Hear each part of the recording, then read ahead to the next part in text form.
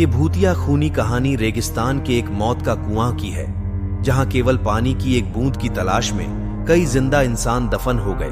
दरअसल शहर से कई किलोमीटर दूर एक वीरान रेगिस्तान था। रेगिस्तान के आसपास कुछ ऐसे रहस्यमयी जगह थी जहां खनिज पाए जाने के संकेत मिले थे, जिसकी लालच में कई लोग उस रेगिस्तान में जाने की कोशिश करते थे और रेगिस्तान की रेत में कहीं खो जाते थे। हालांकि कुछ लोगों का अनुभव वहां से वापस आने का भी था, लेकिन वह रेगिस्तान के ज्यादा अंदर तक प्रवेश नहीं कर पाए थे, इसलिए उनकी किस्मत अच्छी थी।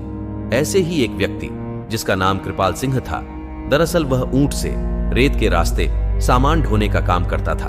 एक दिन गलती से वह भटककर मौत के रेगिस्तान के करीब पहुंच जाता है, लेकिन उसका ऊंट आगे नहीं बढ़ता और वह वापस लौट आता है।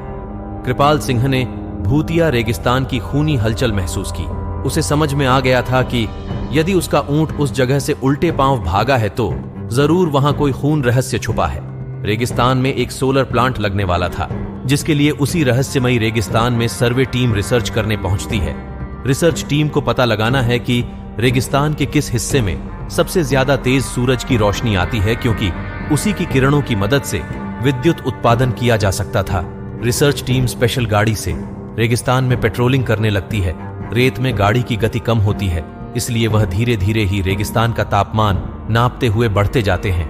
लेकिन अचानक वह उसी मौत के कुएं के करीब पहुंच जाते हैं, जहां से कोई वापस नहीं आ सका। गाड़ी मौत के कुएं की रेत से फिसलने लगती है। गाड़ी का ड्राइवर ब्रेक लगाकर उसे रोकने की कोशिश करता है, लेकिन कुएं की ढलान की वजह से वह संतुलन खो देता है और गाड़ी मौत के कुएं में समा जाती है और हजारों टन रेत गाड़ी को दबा देती है। यहां कंपनियों को सूचना मिलती है कि उनकी गाड़ी का कोई पता नहीं चल रहा है। कंपनी के अधिकारी सैटेलाइट पिक्चर मंगवाते हैं ताकि उन्हें ट्रैक किया जा सके, लेकिन ताज्जुब की बात है कि एक वक्त के बाद सैटेलाइट पिक्चर में भी उनकी गाड़ी नजर नहीं आती। रेगिस्तान का रहस्य खुलने की बजाय उलझता जा रहा था। कंपनी के बहुत से पैसे उस प्रोजेक्ट में लगे थे, इसलिए उन्हें किसी भी हालत में सर्वे पूरा करना ही था। कंपनी के अधिकारियों को पता चलता है कि कृपाल सिंह नाम का एक व्यक्ति उस सैटेलाइट पॉइंट से आगे तक जा चुका है, जिसके सबूत वीडियो में है। अधिकारी अपनी टीम के साथ कृपाल सिंह के घर पहुंचते हैं। कृपाल सिंह घर में खाना बना रहा होता है और अधिकारियों को दरवाजे पर देखते ही पूछता है कि आपको किससे मिलना है। अधिकारी उसे उसी के नाम से संबोधित करते हुए हाथ बढ़ाते हैं। कृपाल सिंह सभी को बैठने को कहता है और जब उसे पूरी बात पता चलती है तो वह उन्हें मना करने लगता है। वह उन्हें बताता है कि वहां कोई रहस्यमयी शक्ति है जो मुझे महसूस हुई है, आप अपना काम रोक दीजिए। लेकिन कंपनी के अधिकारी कृपाल सिंह को मोटी रकम की लालच देते हैं और उसे अपनी रिसर्च टीम का हिस्सा बना लेते हैं। कृपाल सिंह काफी समय से बेरोजगार था और उसके सर में कई लोगों की उधारी थी, इसलिए मजबूरी में उसे रिसर्च टीम का हिस्सा बनना पड़ता है।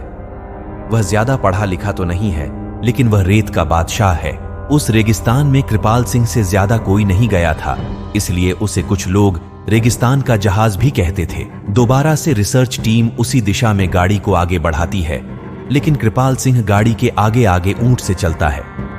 उसे पूरा यकीन है कि खतरा समझ में आते ही उसका ऊंट उसे आगाह कर देगा। इस बार कृपाल सिंह काफी आगे तक बढ़ता जाता है, लेकिन ऊंट कोई प्रतिक्रिया नहीं देता। कृपाल सिंह को संदेह होने लगता है कि कहीं ऐसा तो नहीं कि इस बार ऊंट को पता ही नहीं चल रहा हो कि आगे खतरा है। कृपाल सिंह के पीछे रिसर्च टीम की गाड़ी बढ़ रही होती है। अचानक गाड़ी की गति तेज होने लगती है और वह फिसलते हुए कृपाल सिंह बगल से आगे निकल जाती है। उन्हें समझ नहीं आता कि गाड़ी की गति अपने आप तेज कैसे हो रही है। धीरे धीरे उनकी गाड़ी कुएं की रेत में चली जाती है। कृपाल सिंह घबरा जाता है और जोर जोर से उन्हें आवाज लगाता है, लेकिन उसे यह समझ नहीं आता कि वह सुरक्षित खड़ा हुआ है, लेकिन उसके आजू बाजू की रेत फिसलकर कुएं में जा रही है। वह अपने ऊंट को पीछे करके वापस आ जाता है और जब कंपनी के सभी लोगों को यह पता चला है तो वह इस बात की गंभीरता को समझते हुए अपना कार्य रोक देते हैं। सभी उसे मौत का कुआं घोषित करते हैं। दरअसल वह कुआं रेगिस्तान का रक्षक है, जो रेगिस्तान में रहने वाले जीव जंतुओं की रक्षा करता है और वहां किसी भी प्रकार का बदलाव नहीं होने देना चाहता। कुएं के अनसुलझे रहस्य के साथ ये कहानी समाप्त हो जाती है।